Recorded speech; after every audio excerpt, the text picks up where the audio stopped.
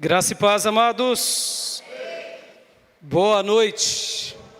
Deus seja louvado pelo nosso 36º aniversário, amém? Glória a Deus. Quero dar as boas-vindas a cada irmão, a cada amigo, seminarista, parente, familiar que está aqui conosco. Hoje, nesse momento tão lindo, porque a igreja está linda, não? Está linda ou não está? Obrigado, minhas irmãs e irmãos que prepararam, esse momento tão agradável. E já iremos provar ainda uma comida mais agradável ainda para fechar esse momento tão lindo. Eu quero orar com você, meu irmão. Como o Felipe disse há pouco, essa igreja é de Jesus. Essa igreja pertence ao Senhor Jesus. Nós estamos aqui apenas para adorá-lo, porque é tudo sobre Ele, é tudo para a glória dEle, porque sem Ele, nada do que foi feito se fez. Jesus é a razão da nossa vida, é o autor da vida, Ele é o nosso Salvador, é o nosso Senhor, e Ele preparou esse lugar para que pudéssemos viver igreja local, o mandamento de uma igreja local. Então eu quero orar para que Deus nos abençoe nessa meditação e que Deus continue nos abençoando nessa comunhão. Então, eu quero orar com você que trouxe aí o seu parente, seu amigo, as irmãs, o marido, irmão Carlos, que hoje nos visita, Diego, a esposa, o filhão, outros irmãos, irmãs. Segure agora na mão do seu irmão, da irmã que está aí com você. Aqueles irmãos que não puderam vir, mas que nos acompanham onde quer que você esteja, segure na mão do seu irmão, da sua irmã, coloque agora ele diante de Deus em oração. Vamos orar porque a igreja local é uma reunião de família. Então vamos orar agora pedindo a bênção de Deus. Senhor, obrigado, Deus, por essa noite tão especial, tão maravilhosa. Queremos, ó Deus, te pedir, abençoe-nos, Pai. Continue abençoando essa igreja, continue abençoando, ó Deus, cada irmão, continue abençoando cada irmã que representa e compõe essa igreja local. Ó Deus, cada família, cada irmão, amigo, parente que é abençoado pelas nossas vidas. Ó Deus, continue lutando, uma luta em favor do Teu povo, em favor das nossas vidas. E que o Senhor continue, ó Deus, nos dando muitos anos de vida repletos de bênção, de graça, de misericórdia, ó Pai. Eu te peço, Senhor, abençoa cada irmão aqui presente, cada irmão que representa essa igreja local, cada família que um dia o Senhor trouxe aqui, que o Senhor levantou aqui, mesmo aqueles que já não estão mais entre nós, mas estão servindo em outros lugares. Porque acreditamos, meu Pai, que um dia também essa igreja teve um papel importantíssimo na vida de muitos irmãos, como atualmente continua tendo, por meio também, ó Deus, tanto desse ministério quanto do nosso seminário. Estamos servindo outras igrejas locais e preparando obreiros para a Tua seara. Muito obrigado, Pai, por esse culto de aniversário que hoje celebramos nessa noite de comunhão. Continue abençoando cada vida, cada irmão, cada irmã, em nome de Jesus. Amém. Amém, meus irmãos. Glória a Deus. Meus irmãos, eu trouxe para vocês hoje quero trazer aqui uma reflexão de um assunto muito oportuno, muito importante, que Deus pôs no meu coração para que a gente pudesse estar trabalhando hoje aqui, que é um assunto pelo qual, inclusive, tratamos no nosso seminário, e ali no nosso seminário nós nos deleitamos, que é um estudo baseado num documento histórico. Um documento histórico. E por que eu quis hoje falar sobre isso nessa celebração? Porque quando pensamos o que é uma igreja local, a gente pensa assim, a igreja sempre foi desse formato pelo qual hoje nós celebramos a Deus. Quando pensamos, eu vou a uma igreja, o que vem à nossa mente? Vem a estrutura de um prédio, vem a estrutura de um lugar, vem a estrutura, né, de uma catedral. Vem uma lembrança, sim, porque afinal de contas a igreja já está aqui nesse mundo há 2000 anos. Mas será que sempre foi assim? Como que foi a igreja primitiva? Como que eram os nossos irmãos do passado? Eles tinham, né, cadeiras com luzinhas bonitas, flores enfeitadas, com, né, toalhas. Tinham, assim, muitas vezes, esses adornos. Será que era assim? Como que você acha que era, irmão? Como que era a igreja ao longo desses 2000 anos? Como tudo foi? E principalmente na origem. Será que nós tínhamos a liberdade de sentar num prédio e adorar a Deus? É interessante, não? Porque quando pensamos não só numa igreja, mas pensamos em algumas religiões.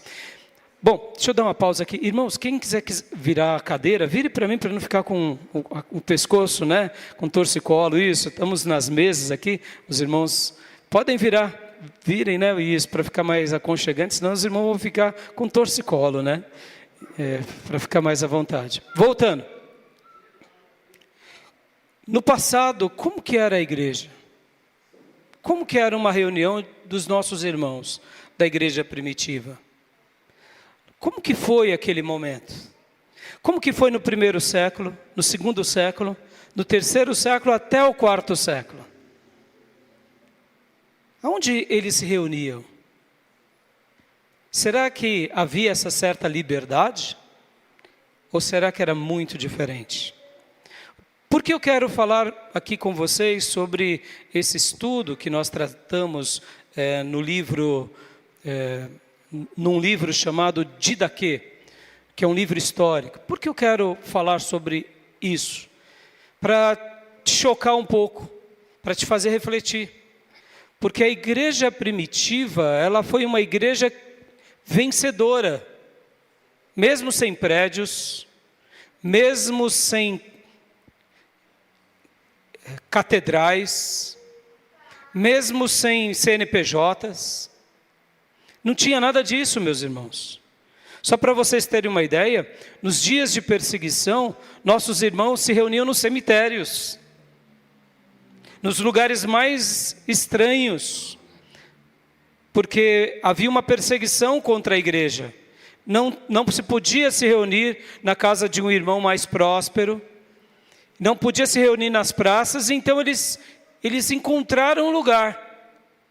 E aí eu te pergunto, você já se imaginou adorando a Deus numa caverna, junto com outros irmãos?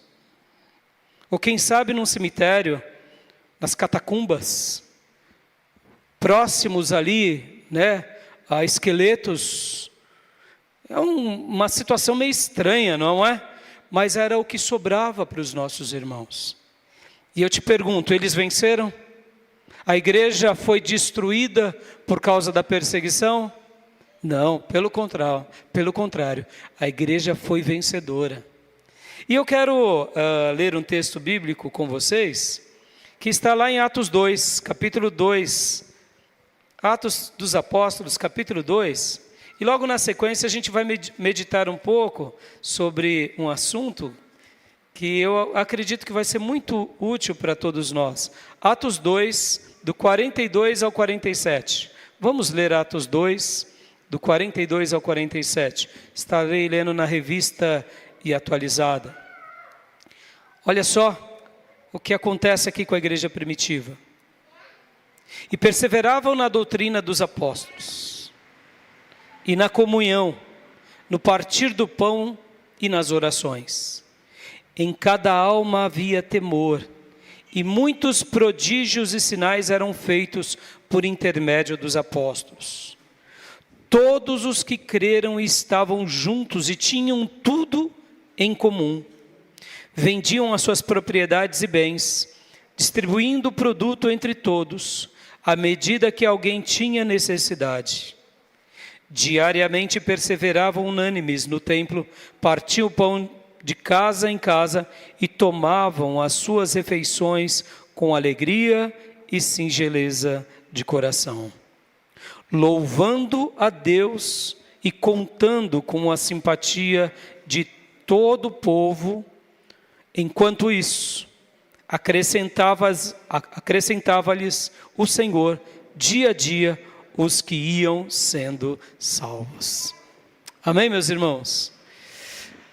A igreja primitiva, ela nasce ali no Pentecostes. Conversões em massa começam a acontecer. O evangelho se espalha. Há uma perseguição à igreja logo de cara. Existe o martírio de Estevão, que se torna o primeiro mártir. Depois, o apóstolo Tiago, irmão de João, é transpassado ao fio da espada. O evangelho continua sendo pregado. Os gentios se convertem. Saulo de Tarso começa a perseguir a igreja. A igreja agora começa a ter mais essa perseguição desse líder religioso. Saulo se converte. Saulo agora é o tema de todos os irmãos. O perseguidor agora se torna proclamador.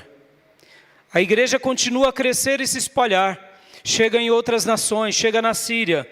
Lá na Síria é uma igreja diferente da igreja de Jerusalém, a igreja apostólica. Mas ainda a igreja é a igreja de Jesus. E lá da Síria agora eles enviam os primeiros missionários, Barnabé e Saulo.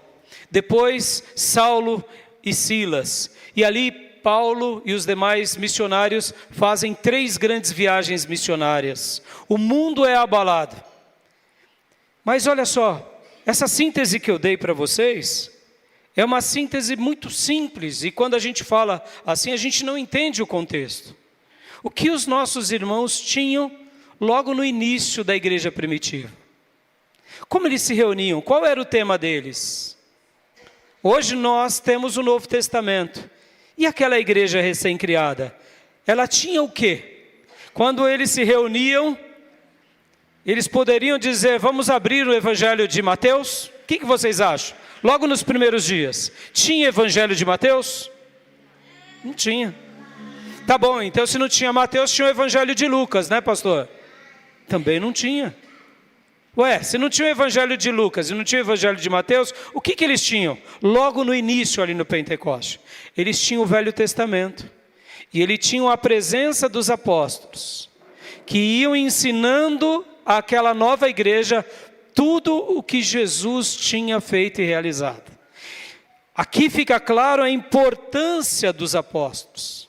Fica claro o motivo pelos quais eles existiram no primeiro momento, tanto eles quanto os discípulos.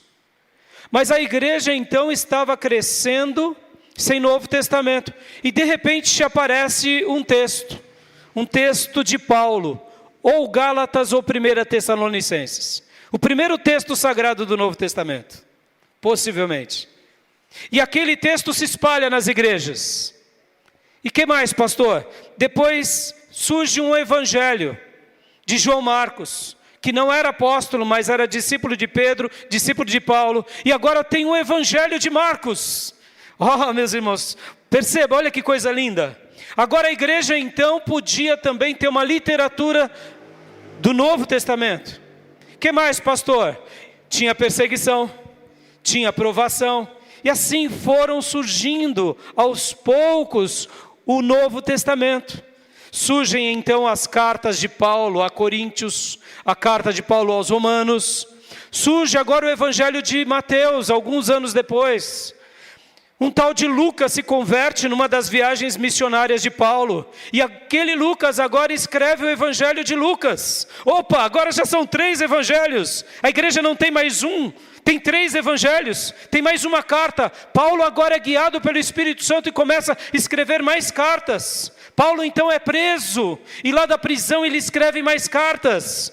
E o evangelho vai se espalhando. E essas igrejas recém-criadas vão copiando essas cartas e vão repassando entre elas. Ou seja, olha só que coisa linda. Agora temos a presença dos apóstolos e discípulos dizendo, foi assim que tudo aconteceu.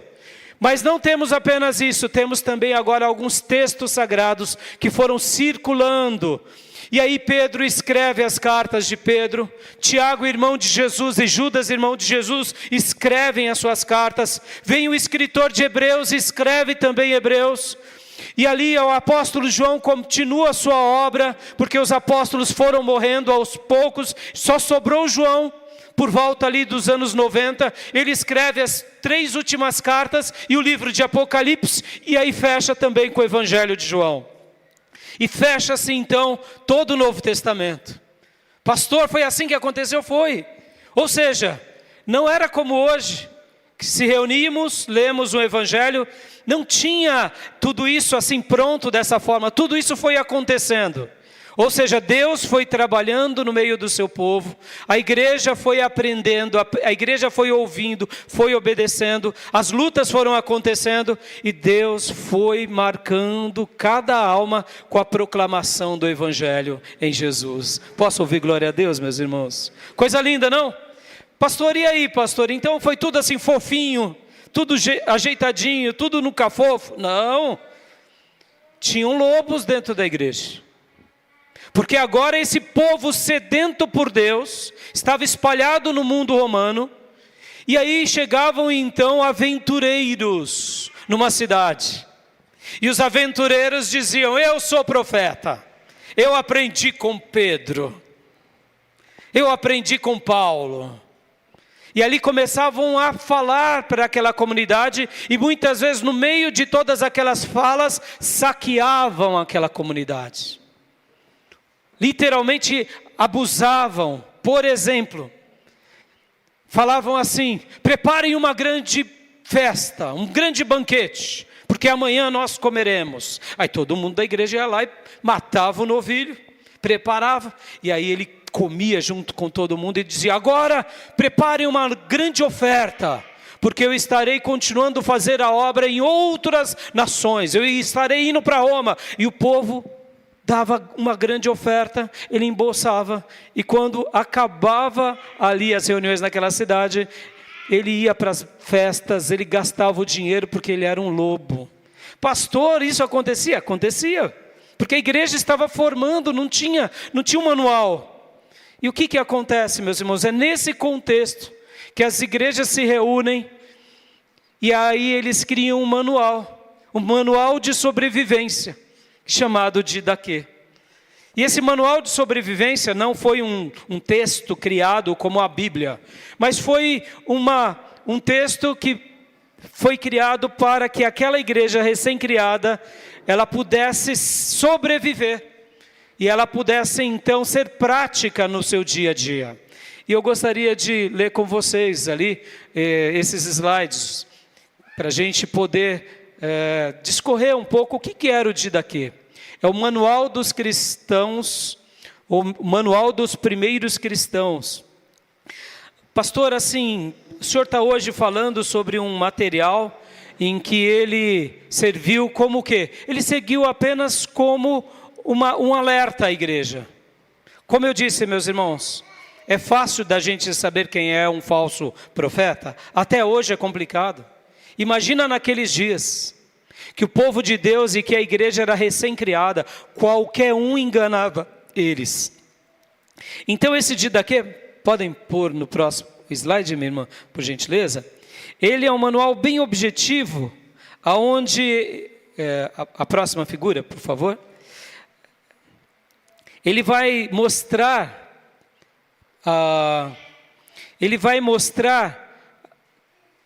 uma mensagem bem objetiva. O que ele representa e o que ele trata, meus irmãos? Ele é um manual bem objetivo, porque como hoje nós não temos, uma startup, por exemplo, nos nossos dias. Hoje temos as nossas startups. E surge muitas vezes uma startup e, num primeiro momento, essa startup foi criada por um grupo de jovens ali na garagem. E de repente ela explode no meio digital. E aquele jovem agora precisam criar uma estrutura.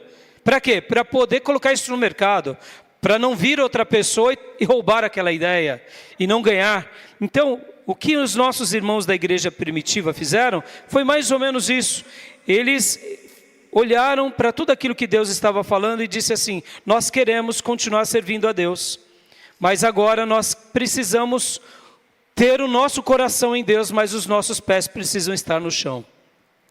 E esse manual, ele era bem objetivo. Ele tinha um lado prático, ele tinha o lado da vida social, ele tinha o lado da vida espiritual, e também ele pensava sobre os finais dos tempos.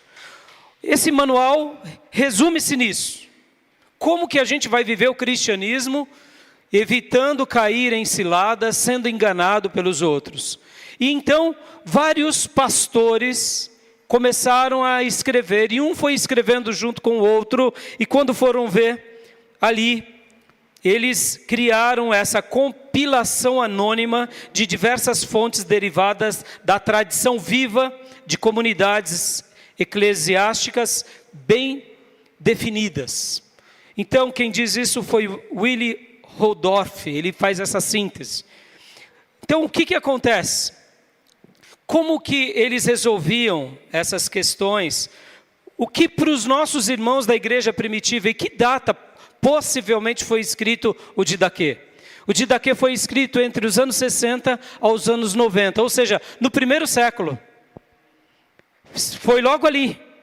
Talvez o apóstolo João presenciou o Didaquê, possivelmente os outros apóstolos. E qual era o grande tema deles? O próximo slide, por favor, minha irmã. Eles enxergavam tudo de forma bem simples. Há somente dois caminhos na vida: o caminho da vida e o caminho da morte. Não há um terceiro caminho. O Didaquê, ele é lindo, meus irmãos, porque eles tentam se basear aonde? Nas escrituras, naquilo que foi revelado pelos apóstolos e pelos discípulos. Agora eles fazem uma síntese bem prática. Ou seja, não existem três caminhos. Ou você está no caminho de Deus, ou está no caminho da morte. Ou no caminho da vida, ou no caminho da morte. Agora, vamos lá, vamos voltar.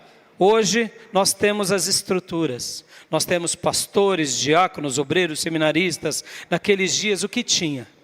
Tinha um povo que se reunia em qualquer lugar para adorar a Deus. E o que mais? Muitas vezes tinha um líder, ou algum apóstolo ou profeta que tinha passado entre eles. E o que mais? Não tinha estrutura, não tinha denominação, meus irmãos. Não tinha, eu sou batista, eu sou assembleano, eu sou presbiteriano. Não tinha nada disso. E percebam, era um povo marginalizado, perseguido. Não era um povo que era visto como um povo nobre, um povo como das demais religiões. Porque geralmente, até nisso a gente vê uma grande separação do cristianismo verdadeiro. Porque quando a gente pensa no templo de Diana, ou nas outras grandes religiões pagãs, como que nasciam essas religiões? Algum vidente tinha uma visão, e ali chegava para o rei e para os sacerdotes, se construíam um grande templo para adorar os ídolos. O cristianismo não nasce assim. O cristianismo nasce na simplicidade da casa, na simplicidade da vida, do dia a dia, vivendo o evangelho. Percebam como Deus imprimiu um DNA diferente. Então, voltando, meus irmãos, eles viam tudo dessa forma. Ou era o caminho da vida, ou era o caminho da morte. Próximo slide, por favor, minha irmã. Como que eles viam esse caminho da vida? O caminho da vida era um caminho onde nós abençoávamos. Eles abençoavam. Eles oravam pelos perseguidos. Eles oravam pedindo para que Deus cuidasse. Eles procuravam viver tudo aquilo que Jesus ensinou, oferecer a outra face, repartir os bens, ser manso, ser paciente. O que mais? Ele procurava ter uma visão muito linda com os pobres, com aqueles que realmente eram necessitados. E o caminho da morte? O caminho da morte eram os inimigos da verdade, eram os perseguidores dos justos, eram os orgulhosos, os altivos. O caminho da morte era um caminho onde havia homicídios, feitiçarias, falsos testemunhos, assassinatos de crianças no ventre materno. Só para vocês terem uma ideia, irmãos, o Império Romano, ele legalizava o infanticídio. Como assim, pastor? Se uma pessoa que era pobre quisesse abandonar a sua criança, ela podia, e o Império Romano dava um jeito de fazer vista grossa para isso.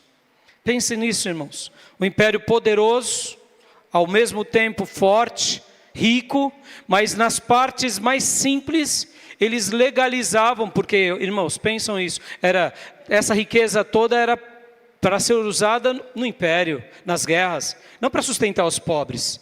Então, se uma pessoa quisesse abandonar o seu filho num lixão, ele podia. E percebam, agora essa igreja, recém-criada, ela dizia assim, não, isso não serve para nós. Você não pode abandonar a sua criança. Você tem que ser alguém que cuida da criança. E se você ver uma criança que foi abandonada no lixão, nós precisamos cuidar dessas crianças. Então perceba que o caminho da morte era esse. Era o caminho daquele que oprime os aflitos, defende os ricos, julga injustamente os pobres. Percebam, era assim que eles faziam. Era assim que eles viam a vida de forma prática. O próximo slide, por gentileza, irmã. Aqui há uma coisa muito curiosa nesse slide. A igreja, ao mesmo tempo, tinha sido espalhada no mundo todo romano, mas como que viviam os mais simples e pobres? Como sempre, irmão, sempre tem aqueles que abusam dos outros. Sabe o que nesse manual se dizia? Se alguém estava pegando a assistência social dos irmãos e ele não precisava, ele deveria ser punido e jogado na prisão. Olha só que interessante. Aqui nesse manual se ensinava assim, ajudemos as pessoas. Mas se alguém está abusando dessa ajuda, nós precisamos puni-lo severamente. E aqui um termo que eles usam, que é muito curioso, que é o seguinte, que a sua esmola ou oferta fique suando em suas mãos até que você saiba para quem está dando. Como assim? Você já carregou uma sacola muito pesada durante 2, 3 horas? Sua mão fica suando ou não? Muitas vezes a mão começa a suar, não é? Porque você está carregando aquilo durante muito tempo, ou algo que você precisa levar com a mão, não chega a suar na mão. Ué, pastor, mas não é para a gente ajudar o pobre? Sim, mas era para ajudar o pobre de uma forma muito objetiva. Ou seja, que a sua oferta realmente ache alguém que realmente precise. Não que simplesmente queira e diga que precise porque é alguém preguiçoso que quer ser sustentado pela igreja. Então que a sua oferta sue nas mãos, até que você encontre alguém que realmente precisa. Então era uma igreja que era generosa, era uma igreja que praticava essa generosidade. E o Didaquê ensina isso também. O próximo slide aqui é muito curioso. A questão do batismo, meus irmãos. O batismo, eles tentaram de forma prática solucionar a questão do batismo. Porque, vamos lá, o evangelho foi se espalhando em muitas cidades. Algumas eram bem quentes, como o Egito. Mas chegou o evangelho na Europa. Em algumas regiões da Europa era muito frio. E até nevava. Então como que você vai batizar alguém de idade, 80 anos, num lago gelado? Você já batizava a pessoa e já orava, né, para ser recolhido, porque morria de hipotermia. Então, como que essa igreja resolveu essa questão? Olha só que interessante. Lembrem disso, meus irmãos, é aqui no 1º século, tá bom? Mais tardar no 2º século. Então eles não tinham, eles queriam apenas evangelizar. Eles queriam apenas proclamar o evangelho. Então o que eles disseram? Faça o batismo em água corrente. Isso era muito bom. Aonde? Em Jerusalém, tinha o Rio Jordão, em outras nações. Lá no Egito tinha o Nilo. Mas e na Síria, que só tinham rios barrentos? E em outras regiões, que só tinham rios muito gelados? Então eles diziam o seguinte: em primeiro lugar, água corrente. Se não tem água corrente, segundo lugar, pode ser em água fria, ou seja, pode ser num lago. Dando para batizar, batiza. Terceiro lugar, se não tem água corrente, não tem água fria, então esquenta a água. Esquenta a água e prepara essa água. Mas e se não tem água quente? E se não tem, como por exemplo, em lugares em que fica gelado 6 meses? Então o que eles faziam? Derrama água sobre a pessoa, 3 vezes, em nome do Pai, do Filho e do Espírito Santo. E assim, dessa forma, eles foram batizando todas as pessoas. É aqui onde algumas igrejas, em função disso, praticam o batismo dessa forma. Porque era, vamos dizer assim, era uma maneira de fazer com que o Evangelho chegasse a todos e todos cumprissem da sua forma a pregação do Evangelho. E outra coisa, antes de se batizar, precisava jejuar. Olha só, o jejum como uma prática. Já desde o novo convertido, para que ele aprendesse a buscar a Deus. E agora, próximo slide. Olha só que interessante. O Didaquê vai falar o seguinte: nós precisamos orar. E precisamos orar e jejuar também. Mas não como fazem os hipócritas. Os hipócritas jejuam 2 vezes por semana, que é na terça-feira, ou melhor, na segunda-feira e na quinta-feira. Os fariseus tinham o hábito de jejuar 2 vezes por semana, nas segundas e nas quintas. Aí o Didaquê faz o seguinte: não, nós vamos jejuar, mas nós não vamos jejuar nos mesmos dias do que eles, porque nós somos diferentes deles. E aí eles separam as quartas-feiras e nas sextas-feiras. E assim a igreja tinha essa prática também de jejuar. E agora, para a gente finalizar, meus irmãos, eu quero pôr no penúltimo slide, que é o do teste dos profetas. Esse daqui é uma das melhores partes. Porque, irmãos, eles faziam a ceia, eles se reuniam para fazer a ceia. A ceia somente poderia participar quem fosse batizado. Mas agora o teste dos profetas. Essa é uma das partes mais lindas do Didaquê. Por quê? Porque lembra que eu falei para vocês que eles, muitas vezes, os falsos profetas saqueavam essas comunidades? Então, olha só, eles criaram um manual, porque como eles iam julgar a profecia de alguém? Não é difícil até hoje para a gente julgar a profecia de alguém? Dá para a gente julgar o que a pessoa está dizendo? Se ela vem e diz: olha, Deus manda eu te dizer tal coisa, e aí? É difícil ou não é até hoje em dia? Então, já que eles não podiam julgar a palavra pura e simples, eles criaram uma maneira de avaliar os comportamentos. Porque, meus irmãos, um falso profeta sempre vai ter uma intenção errada.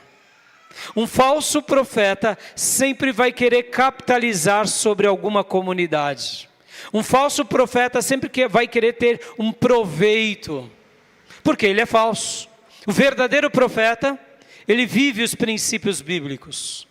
Ele está disposto ao sacrifício. Mas o falso profeta, na hora que as coisas ficam difíceis, ele vai embora. Só sobra quem? Os verdadeiros profetas. Então o que eles criaram? Um manual. Então, por exemplo, um profeta chega à comunidade. Então, tudo bem, então estamos aqui. De repente vem e passa entre nós um peregrino e ele diz e se apresenta como profeta. Tudo bem. Havia a lei da hospitalidade, se dava abrigo. Mas se essa pessoa chegava, por exemplo, dizendo: olha, eu vim lá da Síria, estou agora aqui no Egito, eu caminhei por dias. Tudo bem, então fique entre nós nas nossas reuniões. Mas, olha o próximo, ele fica 3 dias? Pergunta. Se ele fica 3 dias, sim, então ele é um falso profeta. Porque quando a pessoa antigamente, irmãos, hoje a gente tem carro, não é assim? A gente viaja de 8 horas de carro, chega na casa de um parente. Mas pensemos assim, meus irmãos, naqueles dias, 8 horas a pé ou 8 horas a cavalo, olha o desgaste. Ou se não, 12 horas a pé. Quando você chegava numa cidade depois de 12 horas a pé, você estava muito cansado. Então, se você ainda era um profeta que foi levar uma mensagem de Deus àquela comunidade, nada mais justo do que agora você descansava. Você ficava ali esperando o quê? Aquele momento de se alimentar, dormir para servir a comunidade. Então você descansava naquele dia, vinha o outro dia, você trazia ali a palavra de Deus àquela comunidade, mas agora você já estava descansado. Logo, o que a igreja criou no seu manual? Ele ficou 2 dias, tudo bem, então ele deve ir embora agora, já que ele é profeta, ele vai embora no 3º dia. Se ele ficava dizendo, olha, Deus tem uma obra comigo aqui, principalmente quando a comida era boa, a igreja já carimbava ele, é um falso profeta. O que mais? Vamos supor que ele não ficava 3 dias, que ele ficava só 2 dias. Mas ao partir ele pedia dinheiro além do necessário. Se ele pedisse dinheiro além do necessário, carimbo nele, falso profeta. O que ele poderia esperar? Ele poderia esperar uma oferta da igreja segundo aquela igreja. Já que ele serviu aquela comunidade, então nada mais justo do que dar uma oferta para que ele pudesse chegar numa outra cidade. Mas aí geralmente esse profeta vinha com revelações e dizia, Deus está falando para o tesoureiro da igreja mandar mais uma quantidade, porque isso é pouco. Então, meus irmãos, nessa hora já ia e se rotulava nele, falso profeta. O que mais? Continuemos aqui, porque essa parte é a melhor do dia daqui. Olha só.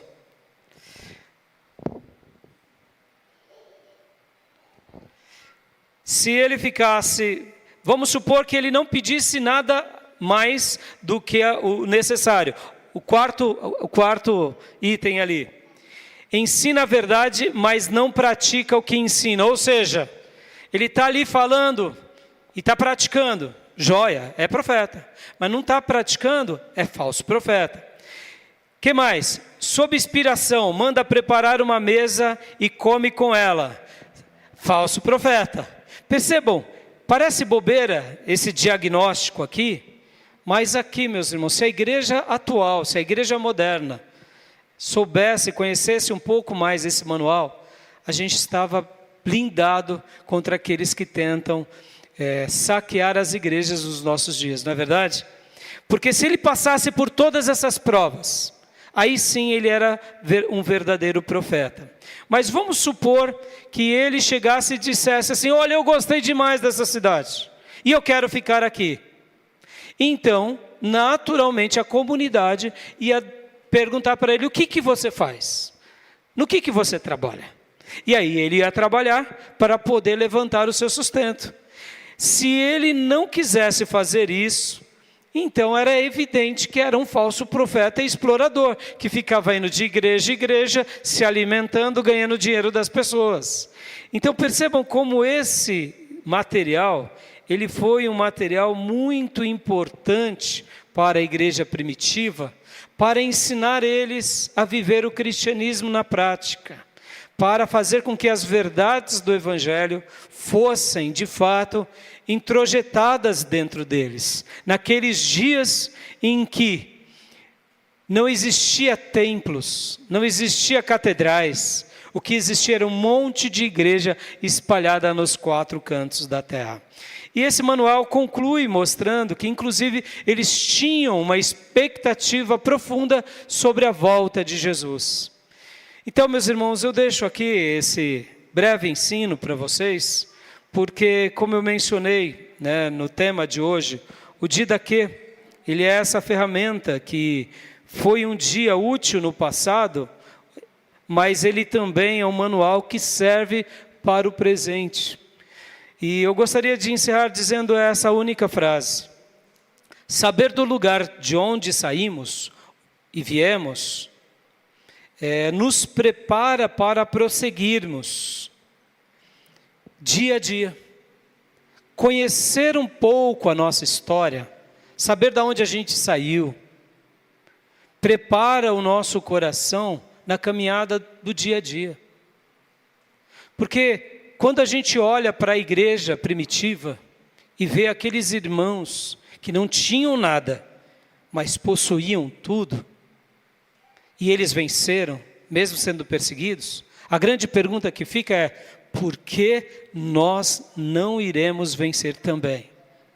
Será que Deus também vai nos ajudar na caminhada? Será que Deus vai nos fortalecer também? É claro que sim. Então, saber do lugar de onde saímos, do lugar de onde viemos, nos prepara para prosseguirmos dia a dia na nossa caminhada aqui. E dessa forma, sabendo do lugar de onde saímos e prosseguindo com muita maturidade, com espiritualidade e com muito bom senso, alinha a nossa alma para alcançarmos o lugar que desejamos. Que lugar é esse que desejamos ir? Será que o reino de Deus é nessa terra? Ou será que nós estamos desejosos por alcançar Canaã celestial, Sião celestial? Então, eu gostaria de deixar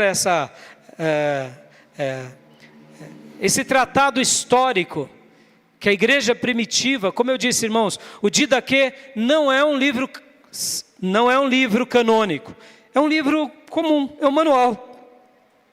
Mas é um manual que durante 3 a 4 séculos blindou a igreja contra quê? Contra falsos profetas, contra manipuladores. Fez com que a igreja tivesse mais maturidade. Levou a igreja a entender que ser cristão, ou você está no caminho da vida ou da morte. Não existe um meio termo. E se você está no caminho da vida, então você vai amar o inimigo, vai orar por ele, vai estar disposto a sofrer como um cristão. Mas ao mesmo tempo você vai ter esse amor a Deus, esse amor ao próximo, mas você não se tornará ingênuo. Contra quem? Contra aqueles que dizem vir em nome de Deus. Um último detalhe aqui, meus irmãos. E quando eles não tinham pastor naquela comunidade? E quando eles não tinham alguém que cuidasse, eles elegiam quem? Diáconos. Diáconos e obreiros para cuidarem daquela comunidade, continuarem o ensino, e para administrarem os recursos como? Cuidando dos pobres que viviam entre eles. Porque, meus irmãos, não havia SUS naqueles dias, tá bom? Não havia Vale Gás, tá bom? Não havia nenhum recurso social. Quem ajudava essas pessoas, muitas vezes, era a igreja. Então, quem fazia isso? Com aqueles que eram mais pobres, com aqueles que realmente precisavam? Eram a igreja, mas lembra o que eu disse? Olha como esse manual era precioso. Se um irmão ia na igreja e se fazia pesado para a igreja, eles colocavam essa pessoa preso, até que pagasse o último centavo. Porque, meus irmãos, naqueles dias, uma ajuda a uma família poderia ser a razão da sobrevivência daquela família. Por isso que essa instrução de guardar a oferta e levar na mão até que soe, dava a ideia o seguinte: procure sim ajudar, mas ajude realmente quem precise.